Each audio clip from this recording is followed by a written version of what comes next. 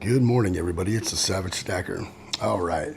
First and foremost, I'd like to thank everybody for coming by my YouTube channel, and I truly appreciate the support, all the views, and all the things that are, that help out the channel. I truly appreciate it. All right. So we've heard this 1,000 times. We've watched 1,500 videos on it. We've researched it ourselves. We have our own opinions on it, and that is what is the best silver to stack. I've seen people do polls, I've seen videos, I've seen just all kinds of information or perception of what people think and also opinions. But, I've tried to make this video quite a few times over the years, and it's all kind of relative to what's going on at the moment. So I like 10-ounce bars, obviously, right? We move this 1-ounce gold and this 100-ounce Eagle hard bar that I haven't shown on the channel in a long time. And we'll move that out of the way, and we got a wide variety of some vintage, some, generic, some government minted bars here. We got all kinds of stuff. We got cheap cast bars like so, and we have, we got all the different bars. We got so many. We got some bars that are now very, very valuable, like this. Ooh, never thought I'd own one. I got it for a really good price. Got very lucky on it. If you find one of those under 300 bucks, you better jump on it, because they go for about $1,000. They are expensive.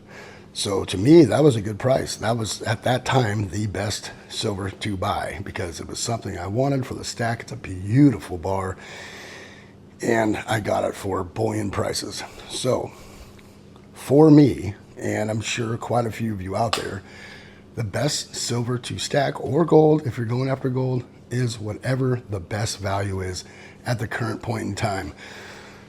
In the last few years, we've had some challenges going into the stacking world. It's just been all over the place. Very, very high premiums. I mean, very high premiums. Premiums at some of these coin shops, they didn't even know what to do. They didn't even know how to sell their silver, because they were like, I don't know what to do. It hasn't been like this pretty much ever. Not like the way it has been the last few years. Government minted bullion, or ASEs, American Silver Eagles. $10, $15, $20 over spot in some cases, in some places, in some months or days. During this whole situation that's been going on, a lot of them didn't know how to price their stuff.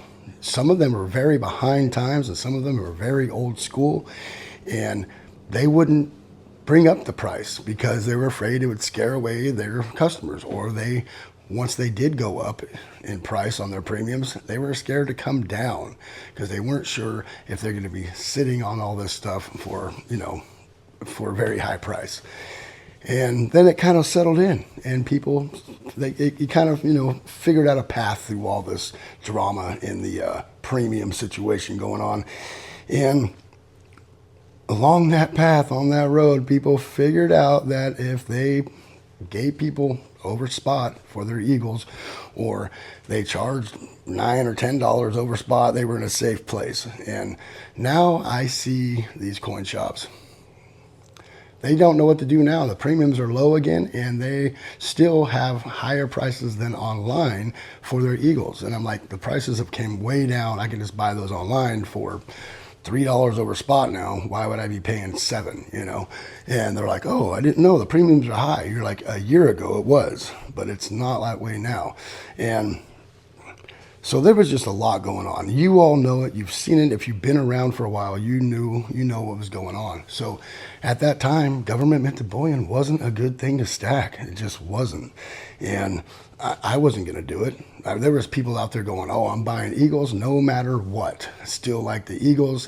They're going to stay high forever. And I just knew that wasn't going to happen. And I did sell some of my Eagles for got me like $10 over spot, and I paid like $2. And the spot price was up like $4 or $5. So I made out like a bandit on a few tubes of Eagles, but I didn't want to sell them all, because I knew that if I sold them all, I may not ever be able to replace those. And now I'm wishing I would have sold every single one of those things for $35 an ounce and held on to that money and just bought a ton of generic bullion right now. And for me at this time, I think that generic 10-ounce bars, I am seeing some rounds out there for $1.49, in some cases $1 over spot. And right now, I think that's the best silver to buy. And it always changes. For me, it always changes. Now, I know a lot of stackers that are, they're stuck in their ways and they just buy one type of thing. They like government minted bullion, or they only like bars, or they only like rounds.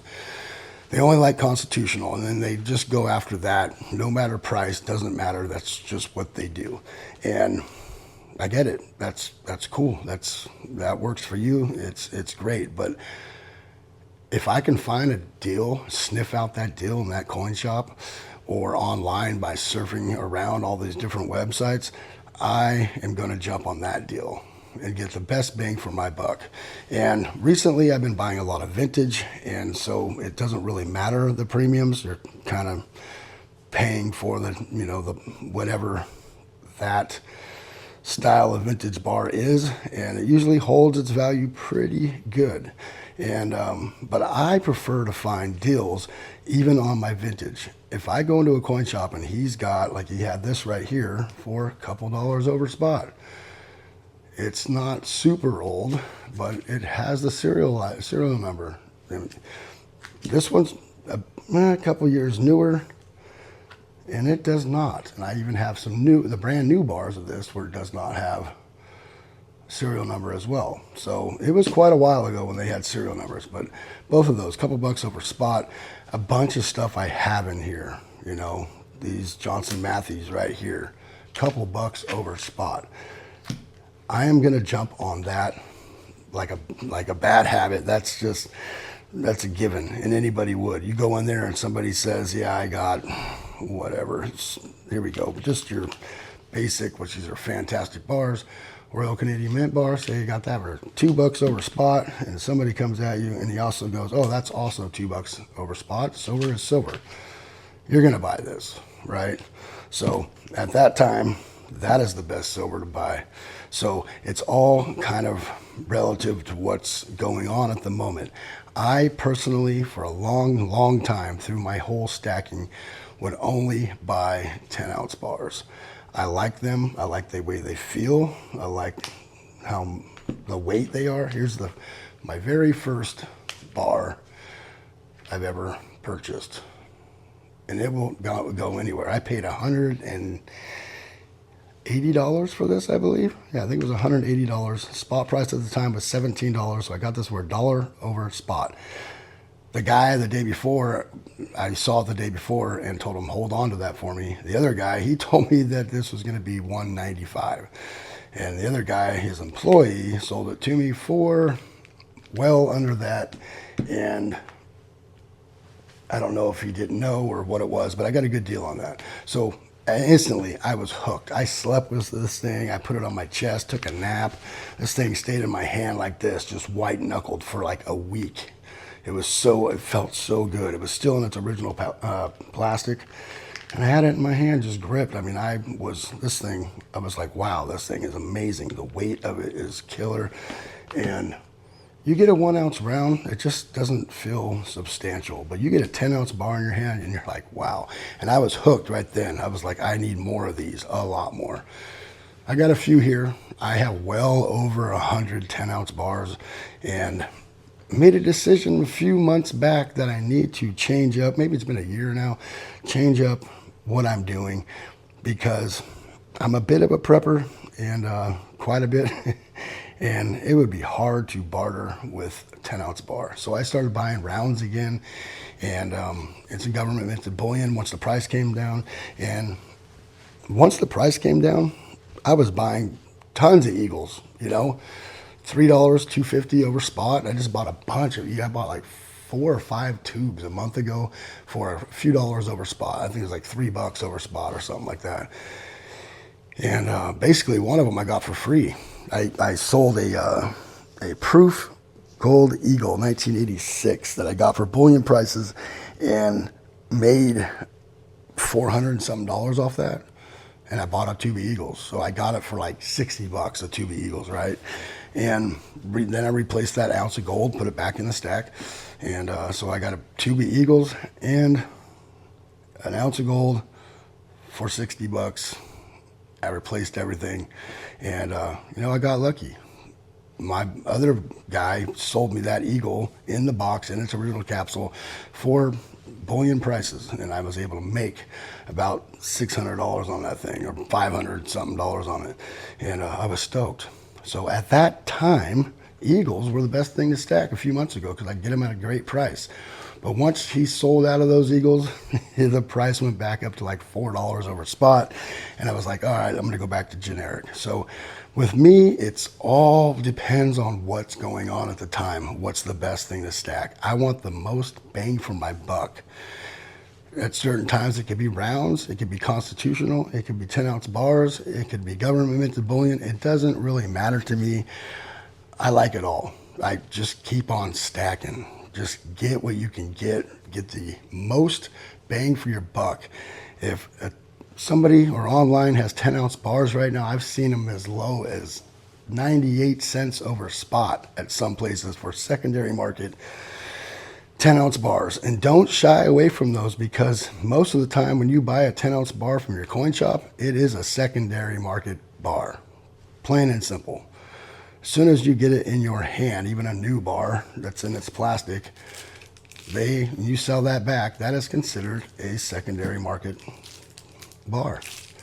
So don't shy away from those. When you see Monument Metals or Hero or one of these companies selling stuff for 99 cents over spot, it doesn't matter really what they send me.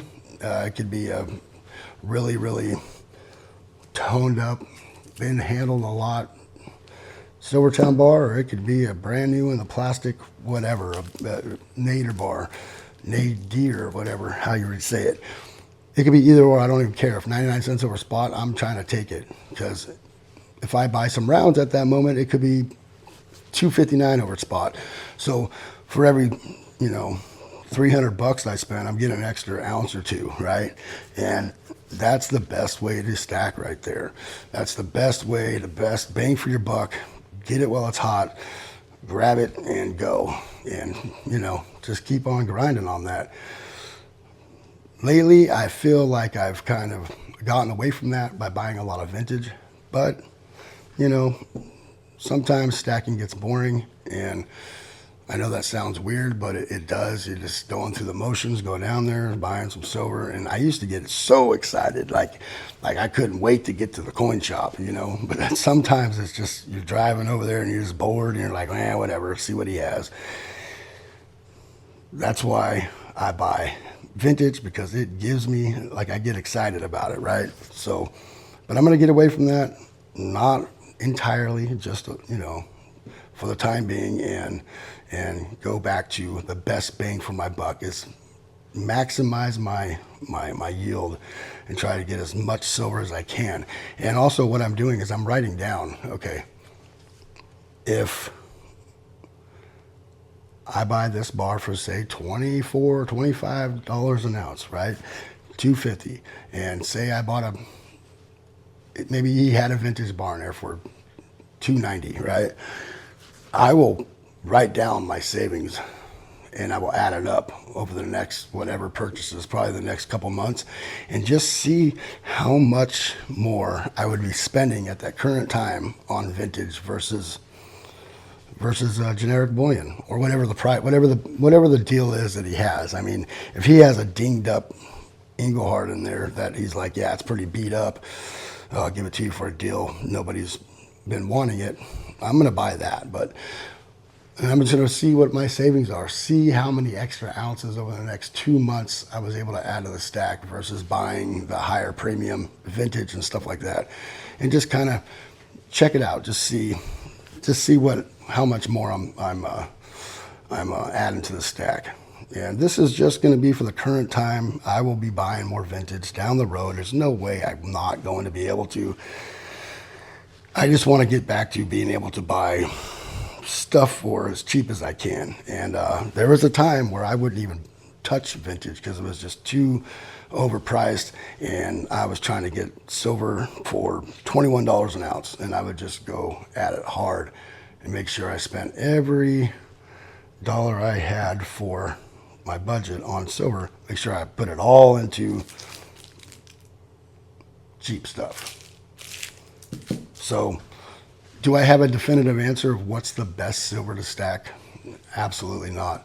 I think whatever the best deal is at the current time, whether it be government minted bullion, rounds, bars, constitutional, whatever it is at the current time that you can get the best deal on, I think that is the right silver to stack. That is my opinion on that. And I think that if you're an actual stacker, that should be everybody's attitude towards it. And there's a lot of people while the premiums were up on Silver Eagles that I didn't understand their thinking. And I even hit a couple of them up. I'm like, dude, how do you feel now that the premiums are down to $3 and $4 over spot for those Eagles when you were paying $15 over spot? Because they would leave comments. I'm like, don't buy Silver Eagles right now. Not saying they're bad. They're amazing. But don't buy them right now. And whatever, 2 years ago, because they were just so expensive. And I would get comments like, oh, I'm going to continue to buy these no matter what. This is our government minted bullion. The prices are going to stay up there, and I'm buying them. This is all I stack. And I'm like, ugh, okay. If that's what you want to do, spending $800, $900 on a tube of Eagles, that is crazy. And now you can get them for whatever it is. I think my cheapest tube I purchased in the last couple months was $480. And they were call Eagles. Somebody had been playing with them. But $480 I mean, you weren't even getting that for generic. I mean, the generic was $25 an ounce, so saved even $20 on buying the call Eagles. So at that time, go for it, man. You can get them for a good price, grab them. But dude, $850 for a tube of Eagles, you can almost buy 2 tubes for that price now. That's gotta hurt. And I've made some bad purchases before in my stacking career, and I try not to think about those, but you got to make the right decision at the right time. Try to switch it up and duck and dodge the bad deals out there. They're out there. I've seen people take advantage of people so bad lately. At the coin show I went to, I mentioned this in a video that I haven't put out yet, but I'm going to. This guy had a lot of vintage in there, and he had loaf extruded Engelhard bars, and the guy wanted like $480 or $450 for them. And I'm like, dude, scroll down on eBay, I'm gonna look at $320, $360. Like, why would you pay $480 for that? And this guy knows what's up. He's got all vintage in there. He knows what the prices are on these. He just knows that a lot of people goes into coin shops going, got any Engelhard? Got any Johnson Matthey? It's usually a lot of people's first questions, and they always say no. And this guy knows that, and he's capitalizing on it and trying to take advantage of you. So you got to watch out for those as well. But there are deals out there. They're all over the place, especially right now. People are hard up, including the coin shops. They are also hard up. So,